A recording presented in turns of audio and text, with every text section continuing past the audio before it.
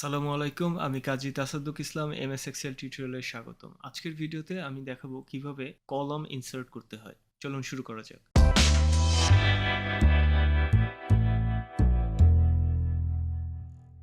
আমাদের একটি data set আছে, এখানে A B C D E পাঁচটি কলামে আমরা ডেটা ইনসার্ট করে রেখেছি।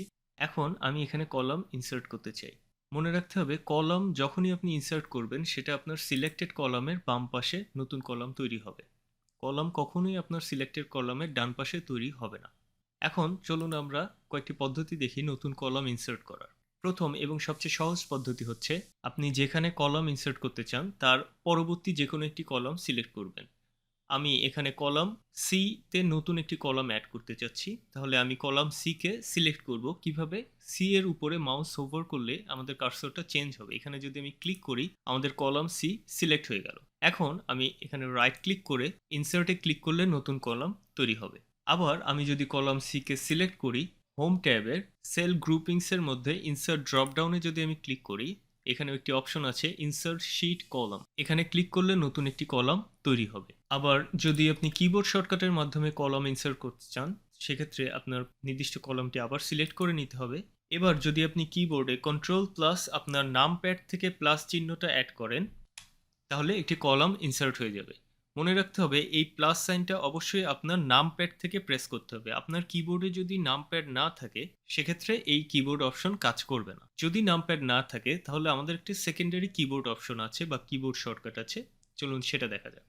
যে কলামের বাম পাশে আপনি নতুন কলাম তৈরি করবেন সেটাকে সিলেক্ট করবেন, কিবোর্ডে প্রেস করবেন অল্টার আই সি, সেক্ষেত্রে আপনার নতুন একটি কলাম ক্রিয়েট হয়ে যাবে।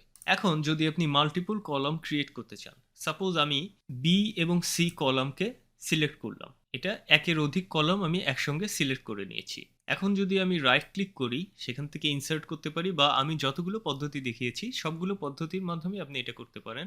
এখানে ইনসার্ট ক্লিক করলে দুইটি নতুন কলাম তৈরি হচ্ছে, কারণ আমি এখানে দুইটি কলাম সিলেক্ট করে রেখেছি। তার মানে আপনি যতগুলো কলাম তৈরি করতে চান ততগুলো কলামকে প্রথমে সিলেক্ট করবেন, তারপরে কলাম ইনসার্ট করার যে কোনো একটি পদ্ধতি ব্যবহার করে আপনি কলাম ইনসার্ট করলে ঠিক ততগুলোই নতুন কলাম তৈরি হবে।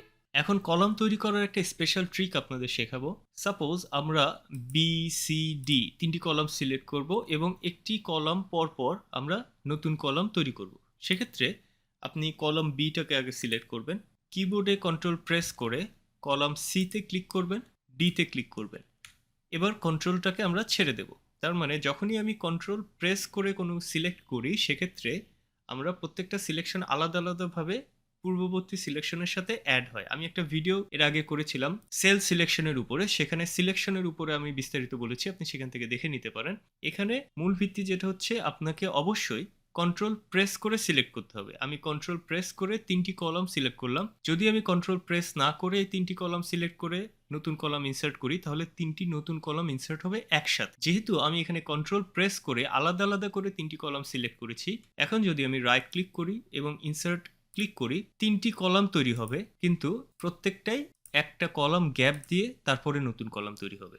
এভাবে আপনি কন্ট্রোল প্রেস করে যদি মাল্টিপল কলামও সিলেক্ট করেন, ঠিক সেই অনুযায়ী নির্দিষ্ট গ্যাপ পর পর নতুন কলাম তৈরি হবে। আশা করি ভিডিওটি ভালো লেগেছে। পরবর্তী টিউটোরিয়ালে দেখা হবে ইনশাল্লাহ। আসসালামু আলাইকুম।